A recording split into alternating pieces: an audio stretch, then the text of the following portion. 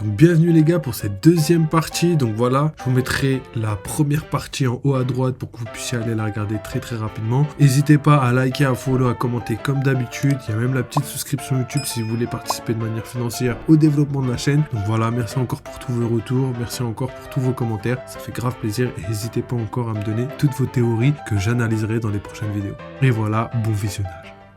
Ok, donc c'est parti les gars pour la petite récap, petite analyse. Le chapitre récapitulatif, il y a une partie qui va être sur Shanks et Bartholoméo. Donc voilà, ils vont régler leur compte par rapport à tout ce qui s'est passé avant. Il y aura aussi le test de loyauté par rapport à Luffy, donc ça c'est logique. Ensuite, on a Teach qui remercie Kuzan d'avoir attrapé Garp. Et après, on a le début d'Elbaf entre guillemets, où on a donc le Sunny et le navire des géants qui se séparent en deux groupes distincts avec d'un côté une partie des Mugiwara et de l'autre côté une autre partie. Et tout ça va mener à un endroit très précis qui je pense va être Elbaf, mais à deux endroits distincts d'Elbaf, donc ça pourrait être légendaire au niveau de la narration. Donc voilà, maintenant qu'on a récapitulé un petit peu le chapitre, on va discuter un petit peu de tout ce qui est théorie. Donc déjà ma première théorie, mis à part les théories validées, comme par exemple le fait que Shanks n'est plus à Elbaf, je sais qu'il y en a qui étaient d'accord avec moi, même si ils ont été d'accord tard, il a fallu qu'on leur montre A plus B pour qu'ils soient tous d'accord, mais aujourd'hui on en est quasiment convaincu. Il y a aussi théorie invalidée sur le fait que le père d'Usopp aurait pu entraîner Usopp, parce que voilà, Elbaf, c'est la terre d'Usopp, etc.,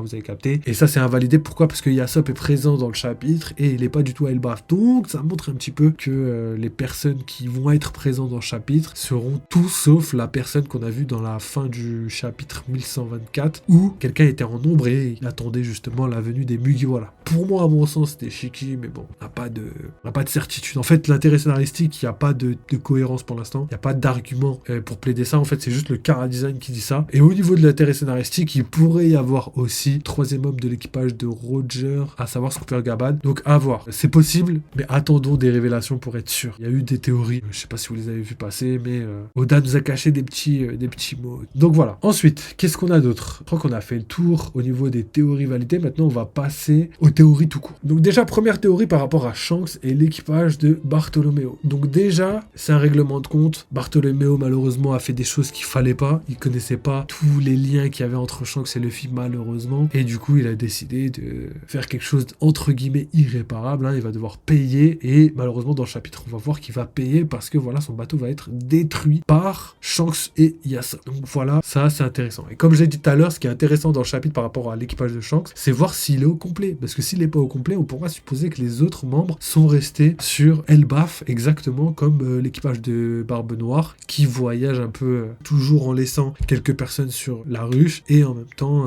envoyer des personnes autre part, etc., etc. Donc voilà, potentiellement que ça pourrait être la même chose, mais l'équipage de Shanks, j'ai l'impression qu'il marche pas pareil, tu vois, il marche pas comme ça. Eux, c'est vraiment un groupe de personnes soudées, mais on n'est pas à l'abri de quelque chose et vous verrez bien très bientôt. Je pense dans 2-3 semaines, on aura déjà cette réponse. Donc voilà, maintenant qu'on a dit tout ça, on peut passer au fait que Barbe Noire, du coup on va passer à la ruche. Barbe Noire est très content que Garp a été capturé par Kuzan, mais très mécontent qu'ils ont laissé fuir Koby. Mais peu importe. Pourquoi? Parce que à quoi sert Garp, d'après vous? Je pense que il doit servir de monnaie d'échange, tout simplement. Comme je l'ai dit, pour moi, Garp va servir de monnaie d'échange pour que Barbe Noire intègre le gouvernement mondial. C'est ce qu'il veut. Ça fait partie de ses objectifs. Et croyez-le ou non, même si ça semble un peu bizarre, complètement à l'opposé de ce qu'on pourrait penser de Barbe Noire, sachez qu'à chaque fois qu'il a un plan en tête, il met tout et il fait tout pour arriver à ses fins, tu vois. Vu qu'il arrive toujours à ses fins, je pense sincèrement qu'il va d'une manière ou d'une autre réussir à entrer dans le gouvernement mondial, et je pense personnellement que ça va être grâce à Garp. C'est-à-dire que Garp va servir de monnaie d'échange, comme je le parlais dans la précédente vidéo pour la team YouTube. Garp, en fait, toute l'ironie de sa vie tourne autour du fait que lui, il a toujours voulu être un justicier, entre guillemets, mais surtout servir la justice, la vraie justice, et au final, il a vu de ses propres yeux ce que la marine sous les ordres d'Eten et Lobito pouvait faire, et du coup, malheureusement, il a tout fait pour ne pas grimper en échelon, pour éviter d'avoir à obéir à des ordres qui sont complètement contraires à sa justice. Et là, en fait, ce qui pourrait se passer, c'est que sur la ruche, on a des pirates qui veulent entrer dans le gouvernement mondial, et on peut dire que c'est pas des pirates genre Luffy, tout ça, Amico, etc., Shanks, tout ça. Non, là, c'est vraiment des pirates, des vrais pirates, sans foi ni loi. Et eux, s'ils rentrent dans le gouvernement mondial, ce serait complètement aberrant. Pourquoi? Parce que voilà, ce seraient des vrais mauvais pirates qui font partie du gouvernement mondial. C'est contradictoire à toute la justice de Garp, et en plus de ça, ce serait lui la monnaie d'échange. Du coup, ça montrerait un petit peu l'ironie de sa vie, parce que voilà, on donne Garp comme monnaie d'échange. Lui qui a toujours voulu lutter pour la justice, il va se retrouver à servir d'échange pour intégrer des pirates dans la marine. Donc c'est tout ce qu'il déteste. Donc d'un côté, il déteste les Tenryubito, et c'est eux qui vont sûrement proposer ce pacte. De l'autre côté, il déteste les pirates comme Barbe Noire, et du coup, ils vont intégrer les gentils, et du coup, il va devoir les défendre, etc., etc. Et lui, il va en plus de ça servir de monnaie d'échange. Donc c'est tout ce qu'il déteste de A à Z, et je pense que c'est un petit peu le prix à payer quand on aime trop la justice, quand on aime trop faire les choses, alors qu'on sait très bien que au-dessus ça suit pas, et que c'est pas des gens qui ont la même vision du monde que lui. Il sait très bien qu'il est impuissant par rapport à tout ça. C'est pour ça qu'il a laissé un petit peu tout ça au futur. Quand je dis futur, je pense un petit peu à Aokiji, un petit peu à Luffy, un petit peu à Kobe surtout. Donc à voir ce que ça va devenir, mais je pense sincèrement que ce sera pas quelque chose à négliger. Maintenant qu'on a parlé de ça, on va terminer avec du coup Elbaf. Et là, ce qui est intéressant avec Elbaf, et ce que j'aime beaucoup, c'est qu'en fait, le début d'Elbaf commence par une séparation. La séparation du groupe des Mugiwara. Donc d'un côté, il y aura 3-4 Mugiwara qui vont être, je pense, sur le navire des géants. Et de l'autre côté, on aura les autres Mugiwara, donc à savoir Luffy, Sanji, Nami, Zoro, Chopper et Usopp. Et ces deux bateaux, ces deux navires, ces deux groupes commencent à se séparer parce qu'ils se perdent. Sûrement parce qu'il doit y avoir du brouillard ou potentiellement parce que quelque chose va faire en sorte qu'ils se séparent. Et le résultat de tout ça, c'est que au niveau de la narration, au niveau d'Elbaf, ce qui pourrait être sympa, c'est que les deux groupes puissent intégrer chacun un groupe un petit peu complètement différent. C'est-à-dire que d'un côté, on aurait le navire d'Elbaf qui rentrerait à bon port, dans leur village, etc., retrouver les anciens géants d'Elbaf, tous les villageois là où tout simplement Shanks est. Pour moi, Dory et Brogy vont rentrer là où Shanks est, et le Sunny, lui, va être capturé par l'armée des géants du château, et eux vont rejoindre plutôt Loki et le château de Loki, parce qu'on sait très bien que Loki ne vit pas avec les géants, et c'est totalement logique si on prend les références par rapport au peuple nordique, les références par rapport à la mythologie nordique. Loki, c'est un géant qui a été adopté par Odin, très jeune enfant, et du coup il a été recueilli et élevé par Odin. Tout ça pour vous dire que il n'a pas grandi du tout avec les géants. Et en fait Loki, il va apprendre plus tard que Odin l'a recueilli, et il va aussi vouer de jalousie pour son grand frère Thor qui va hériter d'Asgard, etc.,